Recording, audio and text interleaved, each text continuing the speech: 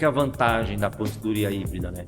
Que a aposentadoria híbrida, ela habilita as contribuições de rural com a urbana. O que você precisa ter hoje? Não é qualidade segurada rural, mas sim você ser filiado ao INSS, inclusive até como facultativo.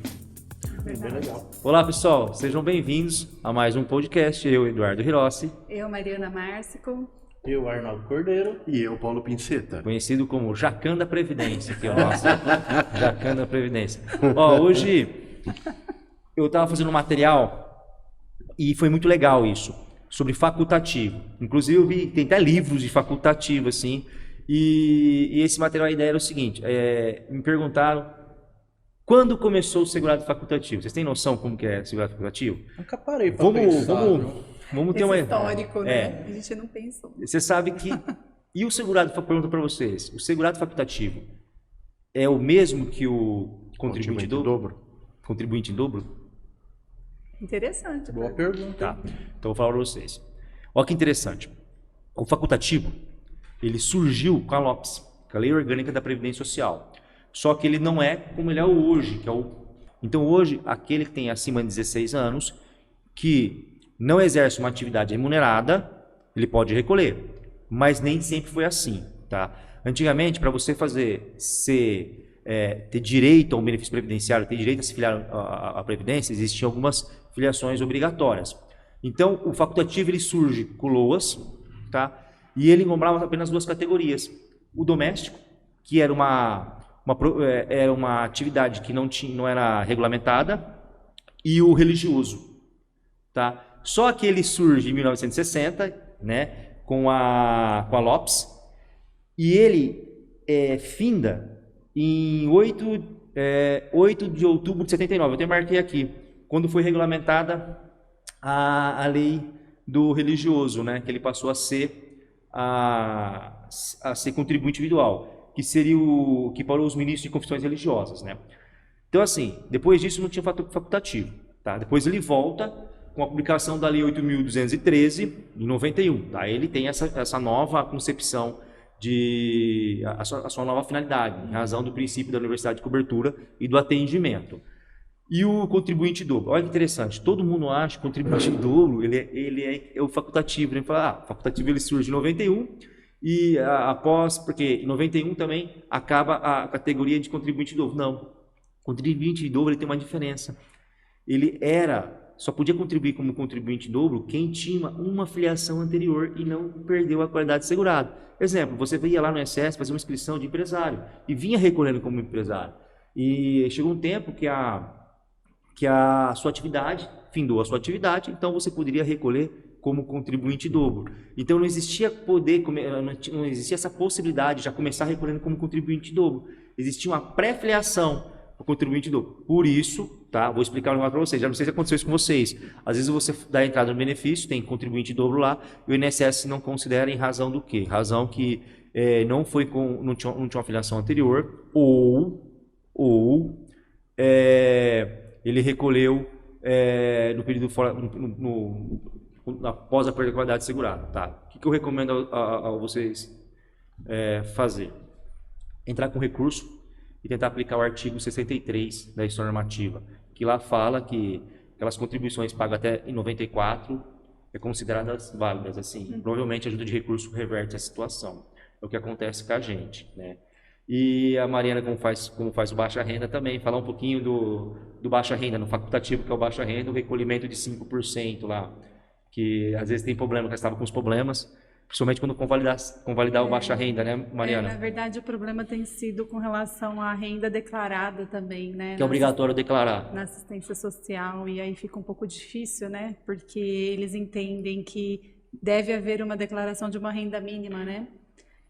Mas é importante a gente falar dessa possibilidade da pessoa baixa renda contribuir com a alíquota de 5%, né? Mas não são todas as pessoas, elas têm que estar cadastrado no CAD único. Sim. E a renda familiar não pode ser maior que 2 salários mínimos. Tem que preencher os requisitos. E a pessoa que for recolher com baixa renda, ela não pode exercer nenhuma atividade remunerada. E ela tem que ser validada posteriormente, né? Exatamente. Não é só efetuar o recolhimento que você já você vai ter garantido algum direito. Você tem que validar essas contribuições, não é? O bom agora com o meu INSS é que o meu INSS você tem um requerimento específico lá De Para validação do baixa renda, né? Antigamente você tinha que fazer um benefício no INSS para fazer a solicitação. Mas se caso você pede a validação e não é validado, você perde essas contribuições, daí existe um outro recurso. Qual que é o recurso? É a possibilidade que você tem de fazer a complementação para 11 ou 20%. Com detalhe, vou fazer uma pergunta para vocês. O facultativo baixa renda está recolhendo ali e ele falece, né? Família vai e pede pensão. As contribuições não são validadas.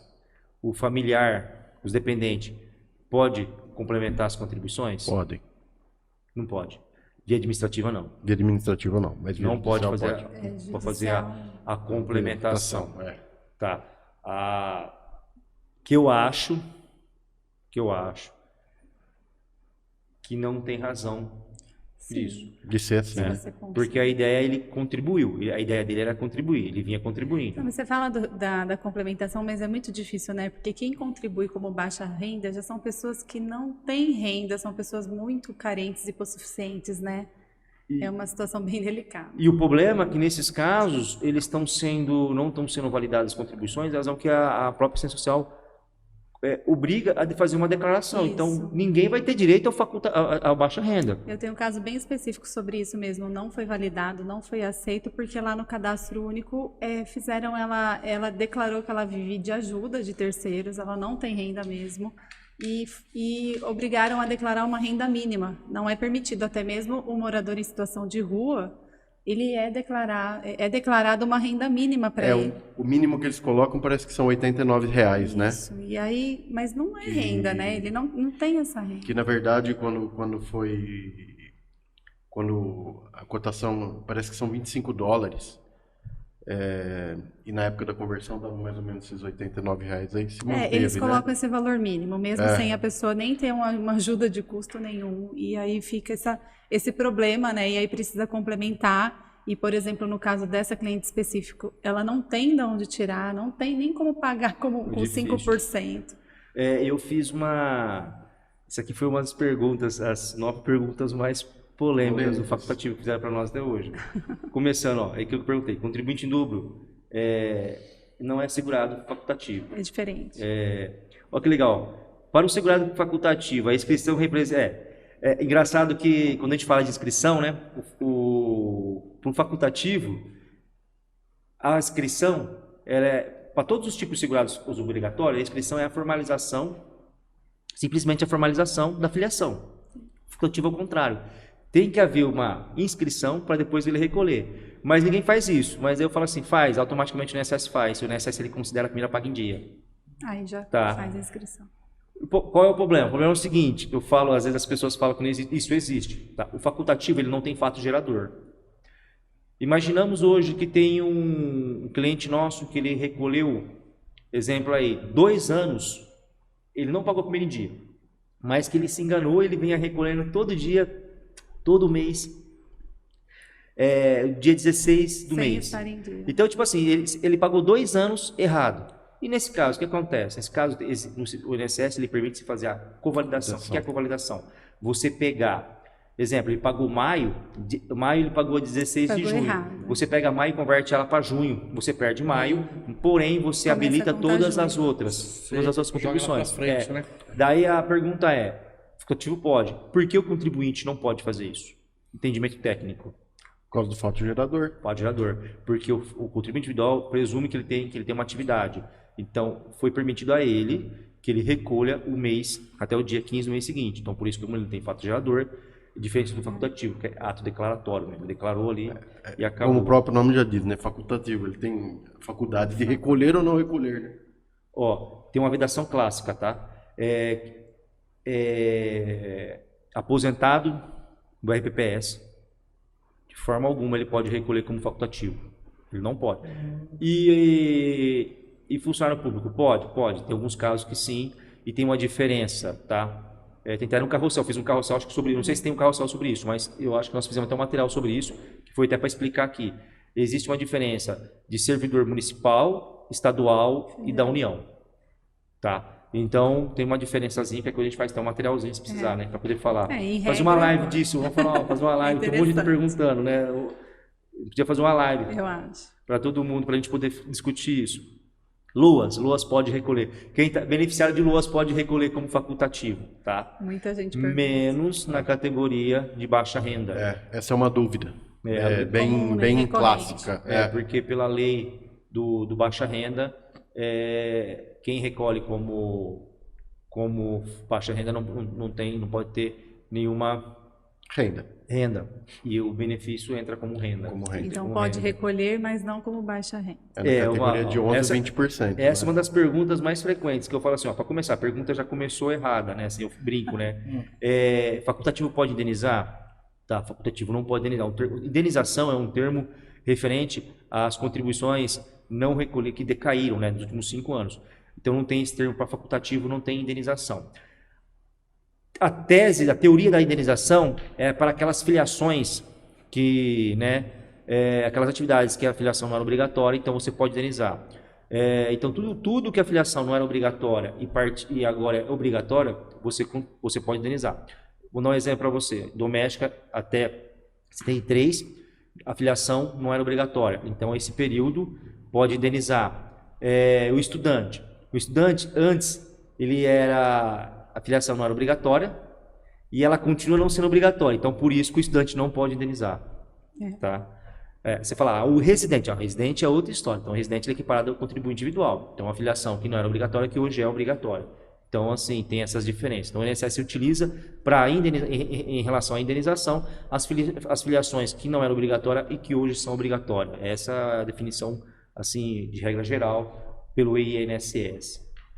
Eu acho que a gente podia também comentar a questão do recolhimento abaixo do salário mínimo, né? Pode. E a gente tem a portaria 450, decreto 10.410, ambos de 2020, que falam que os recolhimentos abaixo do salário mínimo não são considerados para nenhum fim, né? Nem tempo de contribuição, nem carência, nem para manter a qualidade segurada. E aí a gente podia comentar sobre o facultativo que recolhe abaixo do mínimo. O facultativo, ele não entra na portaria. Ele não entra nessa portaria, na DARF. Mas ele pode fazer a complementação, que é diferente.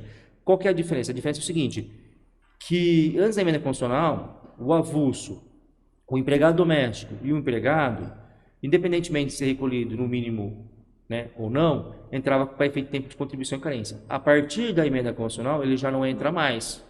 Ele tem que complementar. Só que qual é a vantagem? A vantagem é que depois da emenda constitucional, você pode somar em categorias diferentes. Exemplo, você contribuiu com R$300 como uma prestação de serviço e você contribuiu aí hoje com os seus R$1.050 como empregado, né? Então ela soma e é válido. Antigamente não somava. Tanto é que tem um monte de revisão aí, até falar da revisão da última atividade. Você lembra que não somava, que eu achava lá foi um dos maiores absurdos que o INSS fazia, porque invertia a ordem lá da atividade primária e secundária. Às vezes a atividade primária pegava lá, a pessoa recebia bem mais na atividade secundária, então dava uma diferença enorme. Na carta de concessão saía várias RMI, né, nas atividades secundárias, né? E atividade muito. Às vezes podia ter 3 atividades, saía 3 cálculos. Né? E o pior não era só isso, o pior é que cada atividade tinha um fator previdenciário. Exatamente. Saía tipo ridículo, às vezes dava centavos, poucos reais, centavos, exatamente. Aí você não... Foi em 2019 que alterou, né, que 18 de junho, não sei, eu sei que foi em junho de 2019, lembrei, eu me perdi na data. 2019. Mas a finalidade da multiutilidade se perdeu com a lei complementar de 28 de novembro, né, de 99. Porque antigamente exigia, tinha as categorias lá, então você tinha que contribuir, você não podia já começar a contribuir com teto, né? Você tinha que passar por que eram 27 categorias que tinha. Tá? Você viu, a previdenciária é muito engraçado, né? Que a gente trabalha com previdenciária a história, né? E tem coisas que a gente lembra, muita gente, o Paulo, que é o mais velho, ele deve lembrar muita coisa, assim. É social, né? Uma parte bem... Desde Tem matemática, tem parte social, tem desde tudo a lei no Eloy meio. Mendes que eu participei. Eloy Chaves, Eloy lá em Chaves. 1923. Tava com ele dentro do trem lá. Porque a gente... Olha, previdência, Ajudou a editar. eu, ele e o Raul, que tinha nascido há 10 mil anos atrás. olha, previdência é tão gostoso, né? Que, ó, pra você ver, o Paulo sai da culinária, né? Que é o nosso Jacan, pra vir pra previdência. Ele vem temperar os benefícios. Exatamente, dá o toque, né? Que nem o... Isso aqui Essa aqui, ó. O pessoal não sabe, quem toma conta das nossas gravações é o cover do Bira lá, do Jô Soares, né, Marrom?